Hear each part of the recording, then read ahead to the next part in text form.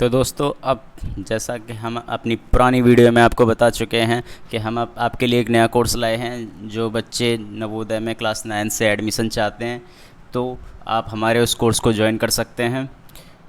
तो ये हमारी सबसे पहली वीडियो है सब्जेक्ट मैथमेटिक्स को लेके। तो इसमें हम आपको नंबर सिस्टम के बारे में बताएंगे, जो इसका पहला चैप्टर है। तो ये हमारा नंबर सिस्टम का पार्ट 1 है।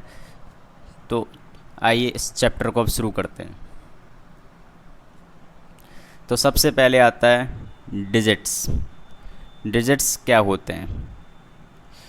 तो डिजिट्स वो सिंबल होते हैं जिनसे हम किसी भी नंबर को रिप्रेजेंट करते हैं। जैसे हमारा 0, 1, 2, 3, 4, 5, 6, 7, 8, 9। ये क्या हैं? ये हमारे हिंदू अरेबिक सिस्टम्स को लेकर रिप्रेजेंट किए जाने वाले सिंबल हैं। अब जैसे अगर आप उर्दू लैंग्वेज में लिखते हैं तो उसके लिए अलग होते हैं, हिंदी लैंग्वेज में लिखते हैं तो उसके लिए अलग होते हैं। जैसे हिंदी में 2 को ऐसे लिखा जाता है, और अगर आप डिफरेंट लैंग्वेजेस यूज़ करेंगे तो उसका हर एक सिंबल होता है। तो जैसे ये इंग्लिश न्यूमरल्स के सिंबल्स होते हैं 0 से लेके 9 तक। तो अब अगली डेफिनेशन पे आते हैं हम नंबर्स पे। तो नंबर्स क्या होते हैं? नंबर्स मैथमेटिकल सिंबल होते हैं जो इन डिजिट्स की हेल्प से रिप्रेजेंट किए जाते हैं। जैसे हमारा 0, 1, 23, 46, 56। तो ये सारे क्या होते हैं? ये हमारे नंबर्स हैं। ये 23 है, इसको हमने एक 2 के सिंबल से और एक 3 के सिंबल से रिप्रेजेंट किया है। अब ऐसे ही 46 एक हमारा नंबर हो गया। इसमें 2 टाइप के सिंबल हैं, एक 4 का है और एक 6 का है। तो दोनों को मिला के हम ये बोल सकते हैं कि 46 है। ऐसे ही 56, ऐसे ही और लार्ज नंबर भी बनाए जा सकते हैं। जैसे अगर हम 1089 इस नंबर को लेते हैं तो इसमें देखना, जैसे हमारा 1 है, 1 हमारा इस सिंबल को देख के बोलते हैं कि हाँ ये हमारा 1 है। अगर इस सिंबल की बात करें तो ये 0 का सिंबल है, ये हमारा 8 का सिंबल है, ये 9 का सिंबल है। तो इन सभी सिंबल को मिला के ही एक नंबर को रिप्रेजेंट किया जाता है। तो ये इसी को बोलते हैं हम नंबर्स। तो अब ये जो नंबर्स होते हैं वो कितने टाइप के होते हैं? ये नंबर्स जो होते हैं ये अलग अलग टाइप के होते हैं। इनमें से सबसे पहले आता है हमारा नेचुरल नंबर्स। तो नेचुरल नंबर्स क्या होते हैं? तो नेचुरल नंबर्स वो होते हैं जो काउंटिंग के लिए यूज़ किए जाते हैं। काउंटिंग जो नॉर्मल हम किसी भी रियल वर्ल्ड में किसी भी चीज़ को काउंट करेंगे। जैसे हमारे पास 2 बोटल्स हैं, ठीक है, तो हमने बोटल्स को काउंट किया। कितनी बोटल्स? 2। तो हमको पता चला है काउंट करके कितनी बोतल हैं? 2। तो ये क्या है? ये हमारे नेचुरल नंबर को रिप्रेजेंट करता है। जिस चीज़ को जिस नंबर को हम काउंटिंग के लिए यूज़ करते हैं वो हमारे नेचुरल नंबर्स में होते हैं। ये हमारे 1 से शुरू होते हैं। 1, 2, 3 ये सब काउंटिंग के लिए यूज हो सकते हैं। जैसे अगर हम बात करें कि किसी टीम का स्कोर 26 है तो इससे क्या है? स्कोर काउंट हो रहा है। क्या काउंट हो रहा है? स्कोर। तो जब स्कोर काउंट हो रहा है तो इसका मतलब क्या है कि ये हमारा नेचुरल नंबर में शो किया जाएगा। आई होप ये आपको समझ में आ गया होगा कि नेचुरल नंबर क्या होते हैं। तो अब अगर हम बात करें कि हमारा जो सबसे पहला नेचुरल नंबर और सबसे छोटा नेचुरल नंबर है वो क्या है? वो हमारा 1 है। सबसे पहला और सबसे छोटा नेचुरल नंबर जो होता है। तो इसके आगे अगला नंबर आता है हमारा होल नंबर्स का। होल नंबर्स क्या होते हैं? तो होल नंबर वो होते हैं, अगर हम जैसे जो हमारे नेचुरल नंबर थे, नेचुरल नंबर में अगर हम 0 नंबर इंक्लूड कर दें, क्या कर दें? 0 नंबर को शामिल कर दें तो वो मिल के हमारे क्या बन जाते हैं? होल नंबर्स बन जाते हैं। तो ये हमारे 0 से शुरू होते हैं। तो नेचुरल नंबर हमारे 1 से शुरू होंगे। जैसे 1, 2, 3, 4, 5 ये हमारे इन्फिनिटी तक जाते हैं, अनंत तक। अगर इनके साथ अगर हम 0 को भी ले आते हैं, 0 को भी ले आते हैं तो वो क्या होता है? वो हमारे होल नंबर्स बन जाते हैं। अगर 0 को हटा दें तो वो हमारे नेचुरल नंबर बन जाएंगे। तो इसके बाद होल नंबर भी आपकी समझ में आ गया होगा। तो अब बात करते हैं हम इंटीजर्स की। इंटीजर्स क्या होते हैं? तो इंटीजर्स वो होते हैं जो हमारे नेचुरल नंबर होते हैं,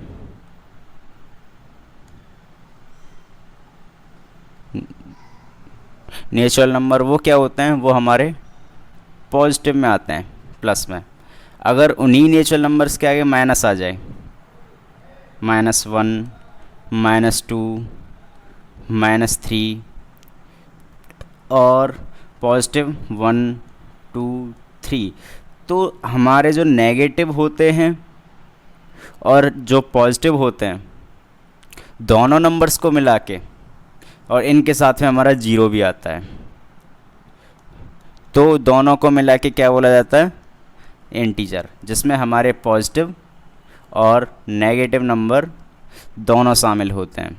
तो इन दोनों को मिला के क्या बोला जाता है कि ये हमारे इंटीजर्स हैं। इसमें whole numbers plus natural number दोनों शामिल होते हैं। होल नंबर को W से रिप्रेजेंट करते हैं और नेचुरल नंबर को N से रिप्रेजेंट करते हैं, तो इसमें दोनों ही शामिल हो जाते हैं इंटीजर्स में।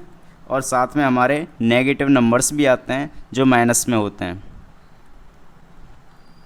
तो इंटीजर्स यहाँ पे लिखा हुआ है, integer consist of all positive and negative number along with 0, these numbers are denoted by I। तो इंटीजर को रिप्रेजेंट करते हैं हम I से। तो इंटीजर में क्या आते हैं हमारे 0, +1 या फिर -1, +2, -2। तो जितनी भी नेगेटिव और पॉजिटिव संख्याएं होती हैं वो सारी इंटीजर्स में आती हैं। तो जो हमारे पॉजिटिव इंटीजर्स होते हैं उन्हें हम +I से रिप्रेजेंट करते हैं, और जो हमारे नेगेटिव इंटीजर होते हैं उन्हें हम -I से रिप्रेजेंट करते हैं। तो हमारा जो 0 होता है वो ना ही पॉजिटिव होता है ना ही नेगेटिव होता है। तो उसके आगे आता है रेशनल नंबर्स। तो रेशनल नंबर क्या होता है? रेशनल नंबर वो नंबर होते हैं जिन्हें हम P/Q की फॉर्म में लिख सकते हैं, उन्हें बोलते हैं rational number. Numbers which can be written in form of P/Q।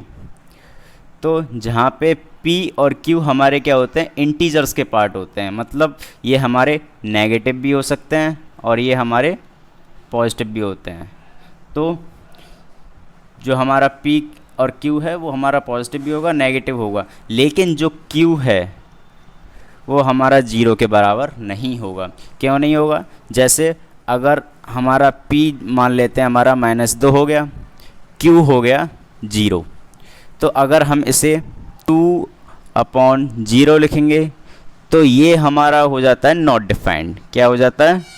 Not defined. तो ये हमारा रेशनल नंबर की कैटेगरी में नहीं आएगा। तो आपको समझ में आ गया होगा कि जो हमारा डिनोमिनेटर होता है, डिनोमिनेटर वो 0 के बराबर नहीं होना चाहिए। अगर वो 0 के बराबर होगा तो वो नॉट डिफाइंड हो जाएगा। तो इसीलिए क्या होता है कि हमारे जो P और Q होते हैं वो इंटीजर होने चाहिए, लेकिन Q 0 के बराबर नहीं होनी चाहिए। तो रेशनल नंबर कौन से होते हैं? रेशनल नंबर होते हैं हमारे 2/3, 4/5, 1, 2 भी हमारा रेशनल नंबर होगा। जितने भी नेचुरल नंबर इंटीजर सब होंगे रेशनल नंबर होंगे, क्योंकि इन्हें जैसे 2 को हम क्या लिख सकते हैं? 2 को हम 2/1 लिख सकते हैं।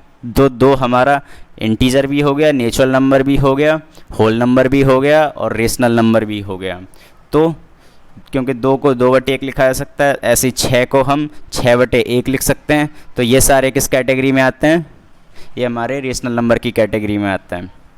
तो अब आता है हमारा अगला पॉइंट, इरेशनल नंबर। तो इरेशनल नंबर क्या होते हैं? इरेशनल नंबर वो होते हैं जो P/Q की फॉर्म में नहीं लिखे जाते, तो इन्हें बोलते हैं हम इरेशनल नंबर। तो यहाँ पे क्या है, जो P/Q है वहाँ पे हम 0 के बराबर नहीं होता है हमारा। तो रेशनल नंबर में कौन कौन से नंबर आते हैं? रेशनल नंबर में हमारे नंबर्स आते हैं √2, √6, √11। ये क्यों आते हैं? क्योंकि अगर हम इनकी डेसिमल फॉर्म लिखते हैं, डेसिमल फॉर्म। तो वो कैसे डेसिमल होते हैं? वो डेसिमल होते हैं non terminating, non terminating, non repeating, वो डेसिमल होते हैं। तो इसीलिए ये इनका डेसिमल एक्सपेंशन जो होता है वो कभी टर्मिनेट नहीं होता। ये क्या होते हैं, कभी अपने आप जैसे हम सॉल्व करते जाएंगे इनका हमको क्वोशेंट मिलता जाता है। तो इरेशनल नंबर को पी अपॉन क्यू की फॉर्म में नहीं लिखा जा सकता, इनकी फाइनल फॉर्म जो होती है वो पी अपॉन क्यू नहीं होती। तो अब इससे आगे चलते हैं हम रियल नंबर्स पे। तो रियल नंबर्स क्या होते हैं? रियल नंबर्स वो होते हैं जो या तो सिर्फ रेशनल होंगे या इरेशनल होंगे। देखो जैसा मैंने बताया था, जो रेशनल नंबर होते हैं, रेशनल नंबर में हमारे नेचुरल नंबर भी आ जाते हैं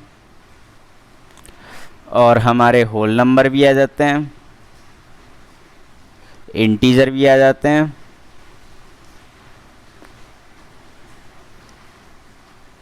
इंटीजर भी आ जाते हैं।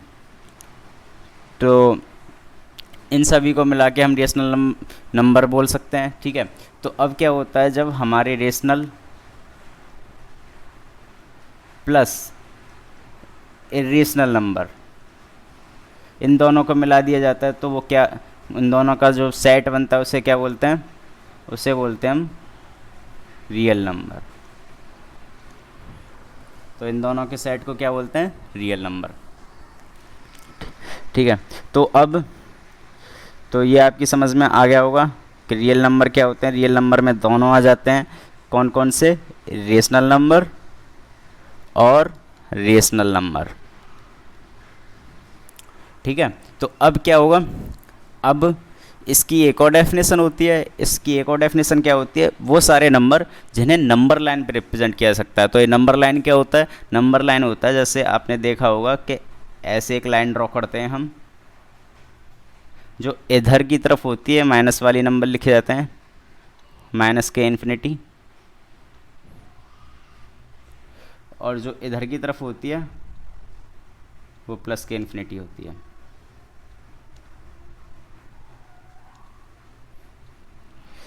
तो यहाँ पे हमारा 0 लिखा जाता है, तो इसमें हमारा 1 2 3 4 -1 नेगेटिव वाली नंबर्स जो आते हैं वो हमारे लेफ्ट में आते हैं और पॉजिटिव वाले हमारे इधर आते हैं राइट साइड में।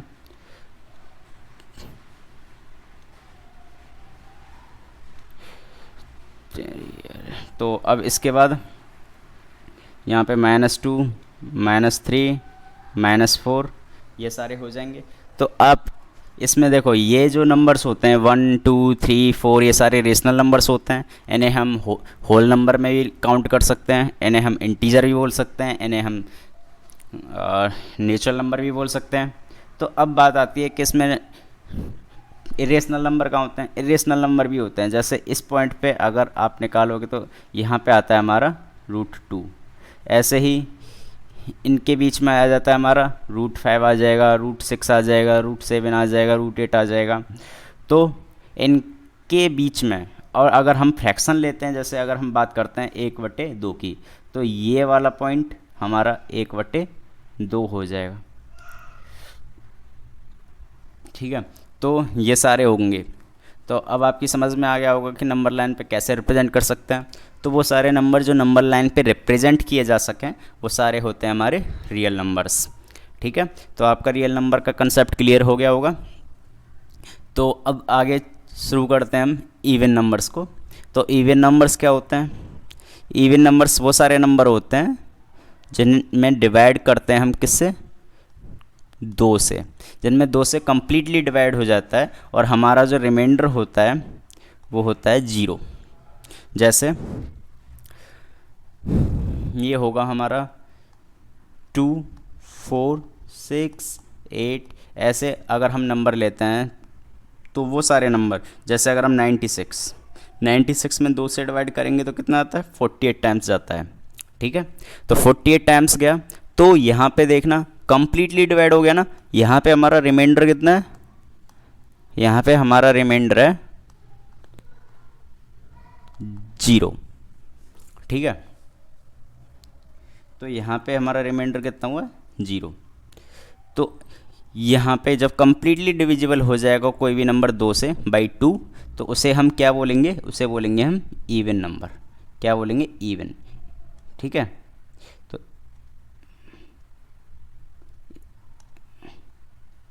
इसे हम हिंदी में सम संख्या भी बोलते हैं, सम संख्या। तो अभी इन सभी की हिंदी में आपको बता दूंगा, हिंदी इनकी क्या क्या होती है, शायद आपके फ्यूचर में काम आ जाए। तो अब इसके बाद आता है हमारा ऑड नंबर।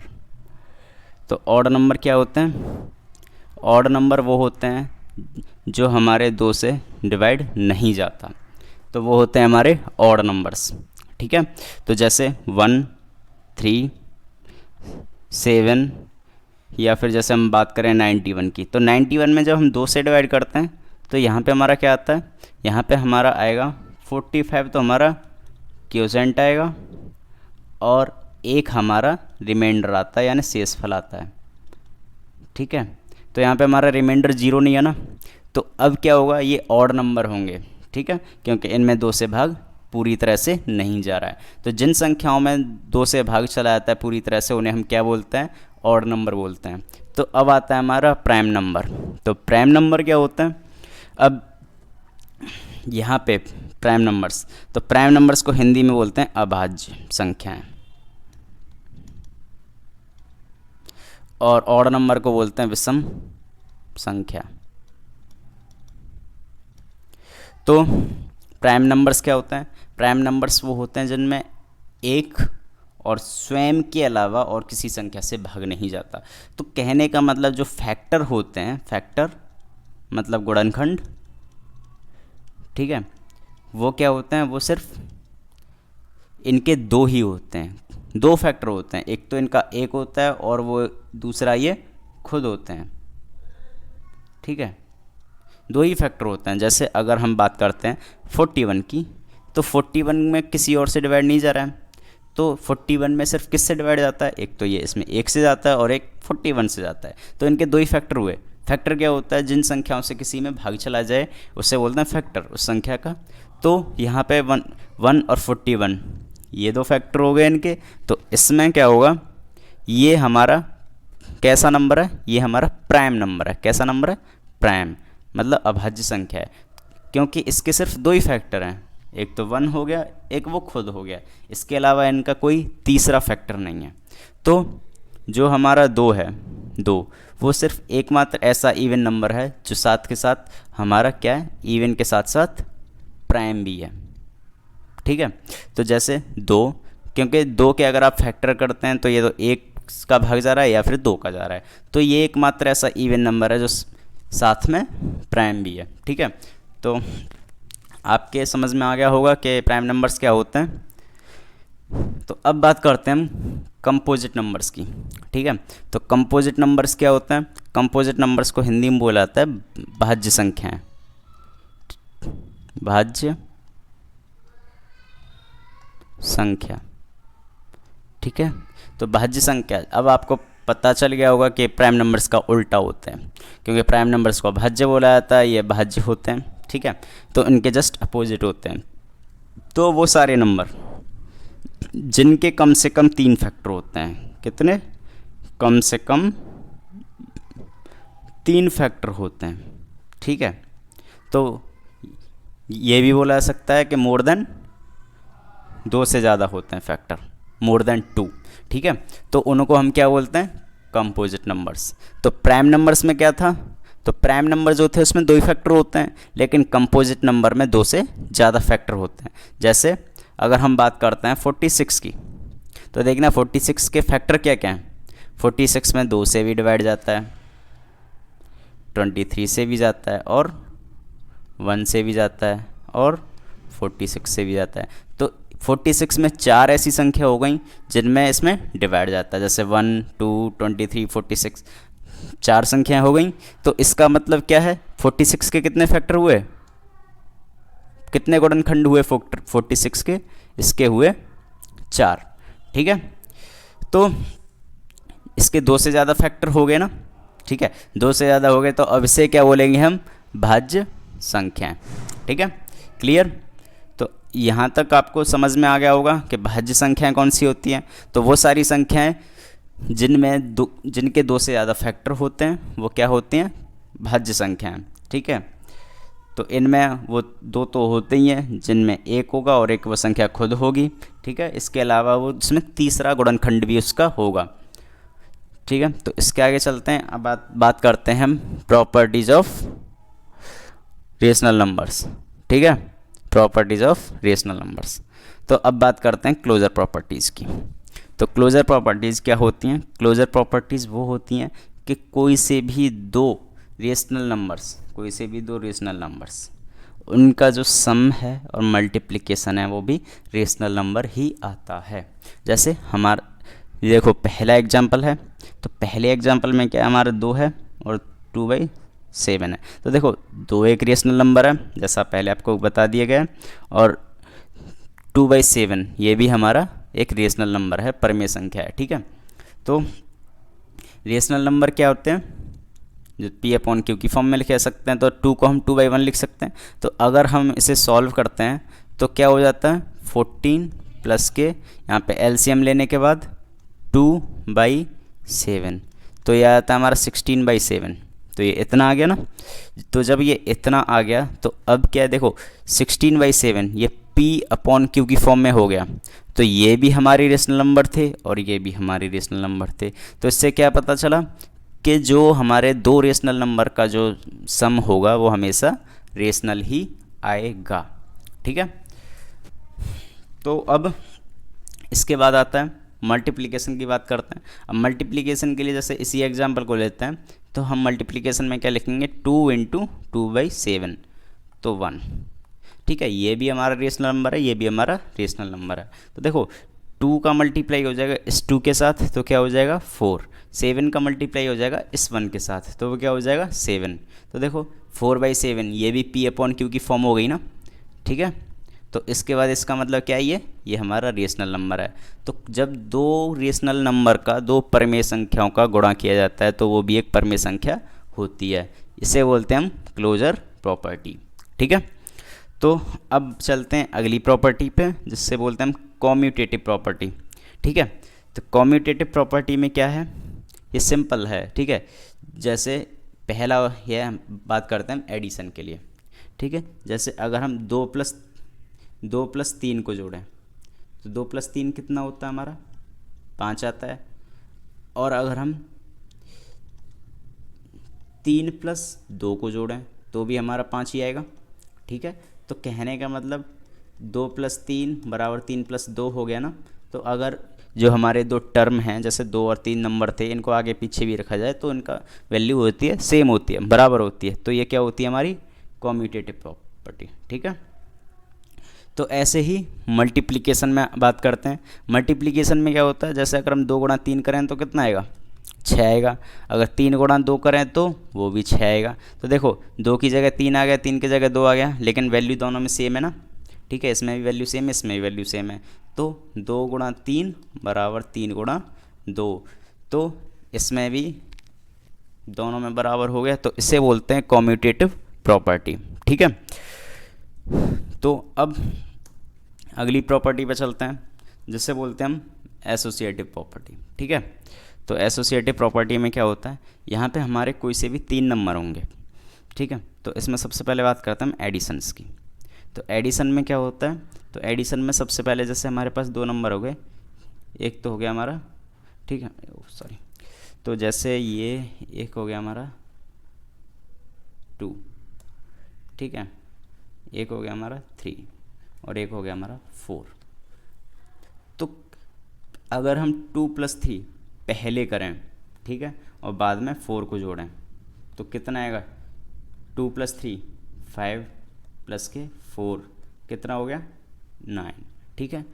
और अगर हम 3 + 4 को पहले ऐड करें और बाद में 2 को ऐड करें तो कितना आएगा, 4 3 2 + 7 4 3 7, ठीक है, तो भी 9 आएगा ना। तो दोनों केस में वैल्यू बराबर हो गई ना, ठीक है। तो यही होती है हमारी एसोसिएटिव प्रॉपर्टी कि अगर हम जैसे a + b को पहले जोड़ें बाद में c को जोड़ें, या फिर b + c को जोड़ें और a को बाद में जोड़ें, तो वैल्यू जो आती है वो हमारी बराबर ही आएगी। ये होती है एसोसिएटिव प्रॉपर्टी, ठीक है।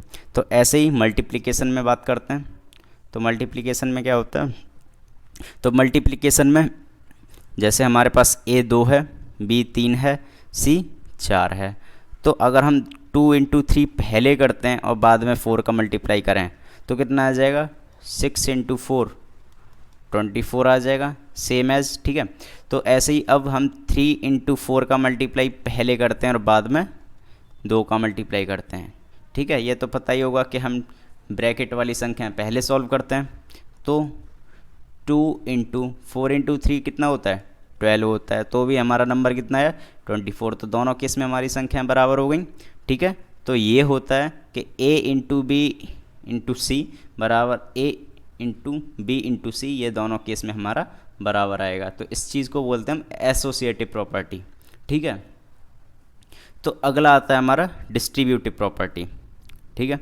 तो डिस्ट्रीब्यूटिव प्रॉपर्टी क्या होती है, डिस्ट्रीब्यूटिव प्रॉपर्टी होती है कि जो हमारा डिस्ट्रीब्यूशन हो जाता है मल्टीप्लिकेशन का, ठीक है, वो एडिशन पे हो जाता है। जैसे 2 × 3 + 6 करते हैं, ठीक है, ये किया 2 × 3 + 6, तो देखो इस 2 का मल्टीप्लाई एक बार 3 के साथ हो जाएगा, फिर प्लस आएगा, फिर इस 2 का मल्टीप्लाई 6 के साथ हो जाएगा, ठीक है। तो इसे क्या लिख, × 3 प्लस के 2 × 6, देखो जो 2 का मल्टीप्लाई है वो दोनों के साथ हो गया, 3 के साथ भी हो गया, 6 के साथ भी हो गया, और फिर बाद में उन दोनों को ऐड कर दिया, ठीक है।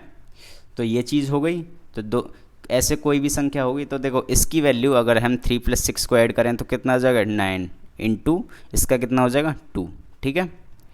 इसकी वैल्यू हो जाती है 18, ठीक है। अब इसकी बात करते हैं तो 3 × 2 3 × 2 कितना होगा, 6, तो 6 × 2 कितना होगा, 12, तो वैल्यू कितनी आ जाएगी, 18। तो देखो दोनों केसेस में वैल्यू बराबर हो गई। इसे बोलते हैं हम मल्टीप्लिकेशन ओवर एडिशन, मतलब जो मल्टीप्लिकेशन है वो डिस्ट्रीब्यूट हो जाएगा 3 के साथ और 6 के साथ, और बाद में वो ऐड हो जाते हैं, ठीक है। जैसे और कोई एग्जांपल लेते हैं तो क्या हो जाता है, 4 × 7 + 3 लेते हैं तो क्या होगा, 4 का मल्टीप्लाई 7 के साथ प्लस 4 का मल्टीप्लाई 3 के साथ, तो एक और 7 के साथ हो गया, एक और 3 के साथ हो गया, तो 28 प्लस के 12, तो ये आ गया 40, ठीक है। तो ये आपकी समझ में आ गया होगा डिस्ट्रीब्यूटिव प्रॉपर्टी क्या होती है। तो अगली प्रॉपर्टी पे चलते हैं जिसे बोलते हैं हम एडिटिव आइडेंटिटी, ठीक है। तो एडिटिव आइडेंटिटी क्या होती है उसके बारे में बात करते हैं। तो एडिटिव आइडेंटिटी होती है कि जैसे हमारे पास कोई नंबर है, कोई भी नंबर है, जैसे अगर हमने 10 ले लिया तो 10 में हम 0 जोड़ते हैं तो क्या मिलेगा, हमें 10 ही मिलेगा, ठीक है। तो ऐसी संख्या जिसे अगर हम किसी में जोड़ें और वही संख्या हमें मिल जाए, जैसे 10 में हमने 0 को जोड़ा ना, तो जब 0 को जोड़ा हमने 10 में, ठीक है, जब 0 को जोड़ा हमने 10 में तो क्या हुआ, हमको कितना मिल गया, 10 मिल गया, ठीक है। तो 0 हमारा क्या है, 0 हमारा एडिटिव आइडेंटिटी है। क्या, एडिटिव आइडेंटिटी, क्योंकि हमने 0 को जोड़ा 10 में तो मैं 10 में लिया ना। ऐसे अगर हम 2 में 0 जोड़ते हैं तो 2 आएगा, 4 में 0 जोड़ते हैं तो 4 आएगा, वही संख्या हमें वापस लौट रही है, ठीक है। तो ये होता है हमारा एडिटिव आइडेंटिटी, ठीक है। इस ऐसे ही मल्टीप्लिकेटिव आइडेंटिटी, तो ये क्या होता है कि a में अगर हम 1 का गुणा करें तो a ही आएगा ना, यही एडिशन में था कि वही संख्या बार बार आ रही है, तो इसमें ही वही संख्या मल्टीप्लिकेशन के ऑपरेशन के बाद में वही आएगी, ठीक है। तो जैसे हम 10 का गुणा करते हैं 1 के साथ तो कितना आएगा, 10 आएगा। 20 का गुणा करते हैं 1 के साथ तो भी 20 आएगा। तो देखो 1 एक ऐसी संख्या है जिसका गुणा अगर हम किसी भी संख्या के साथ कर रहे हैं तो वही संख्या आ रही है ना, तो इसलिए 1 क्या हो गया हमारा मल्टीप्लिकेटिव आइडेंटिटी। ठीक है, इसे बोलते हैं मल्टीप्लिकेटिव आइडेंटिटी 1 को। तो एडिटिव आइडेंटिटी क्या होती है 0, मल्टीप्लिकेटिव आइडेंटिटी क्या होती है 1। ठीक है, तो इसके बाद अगला आता है एडिटिव इनवर्स।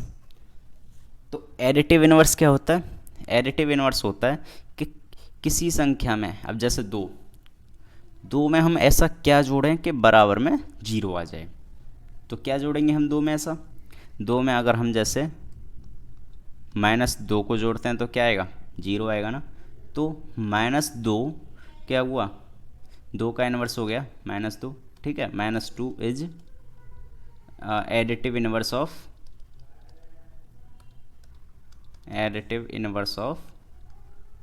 2। ठीक है, तो -2 क्या हो गया एडिटिव इनवर्स हो गया 2 का।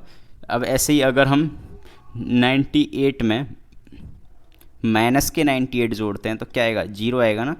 तो माइनस के 98 एडिटिव इनवर्स हो गया 98 का, और 98 एडिटिव इनवर्स हो गया माइनस के 98 का। तो आपकी समझ में आ गया होगा एडिटिव इनवर्स क्या होता है। जैसे अगर हम माइनस में करते हैं तो -5 में ऐसा क्या जोड़ा जाए कि बराबर में 0 आ जाए। तो -5 में अगर हम 5 जोड़ते हैं तो बराबर में 0 आएगा ना। ठीक है, तो 5 एडिटिव इनवर्स हो गया -5 का। ठीक है, तो ये सब होते हैं एडिटिव इनवर्स, कि किसी संख्या में किसी संख्या को जोड़ने पे 0 आ जाए तो वो एक दूसरे की एडिटिव इनवर्स होंगी। ठीक है, तो अब आते हैं हम मल्टीप्लिकेटिव इनवर्स पे। तो मल्टीप्लिकेटिव इनवर्स में क्या होगा, अब इसमें 1 बराबर में आता है, उसमें 0 बराबर में आता था, यहाँ पे 1 बराबर में आता है। तो जैसे मल्टीप्लिकेटिव इनवर्स के लिए जैसे हम 6 का मल्टीप्लाई करते हैं 1/6 से। ठीक है, तो क्या हो जाएगा 6 से 6 कट गया, यहाँ पे क्या बचा 1। तो ये क्या हुआ हमारा मल्टीप्लिकेटिव इनवर्स। ऐसे ही 1/10 में किसका गुणा किया जाए कि बराबर में हमारा 1 आ जाए। तो 10 का करेंगे ना, 10 से 10 कट गया, बराबर में कितना बचेगा 1। ठीक है, ऐसे ही हमारा इरेशनल नंबर है √2, तो √2 का एडिटिव इनवर्स 1/√2, तो इन दोनों का गुणा कितना हो जाएगा 1 आ जाएगा। तो ये होते हैं मल्टीप्लिकेटिव इनवर्स। ठीक है, तो आई होप आपके समझ में ये सब आ चुका होगा।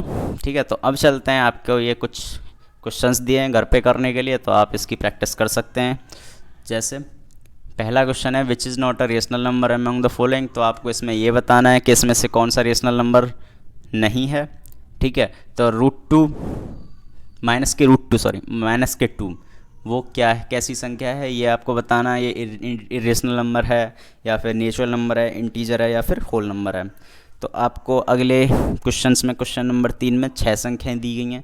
आपको इसमें ऑड और इवन फाइंड आउट करने हैं, ऑड को अलग कैटेगराइज करना है, इवन को अलग करना है। ऐसे ही क्वेश्चन नंबर 4 कंसेप्ट के ऊपर है कि रेशनल नंबर कैसे होते हैं, क्या होते हैं, उसके ऊपर है। क्वेश्चन नंबर 5 कि मल्टीप्लिकेटिव इनवर्स और एडिटिव इनवर्स क्या हैं 5/4 के, वो बताने हैं आपको। और अगली संख्या में आपको बताना है कि इनमें से हमारा कौन सा एक रेशनल नंबर होगा। ओके, तो जैसा कि हाँ ये हमारी पहली वीडियो थी हमारे कोर्स को लेके, तो मैं आपको एक पिछली वीडियो में अपने कोर्स के बारे में बता चुका हूँ। तो आप चाहें तो हमारे कोर्स को ज्वाइन कर सकते हैं, तो आपको फुल सपोर्ट मिलेगा, आपको अच्छे से प्रिपेयर किया जाएगा नवोदय क्लास के लिए। तो आप वहाँ पे एंट्रेंस एग्ज़ाम की तैयारी कर सकते हैं। अगर आप तैयारी करना चाहते हैं तो आप हमें संपर्क करें।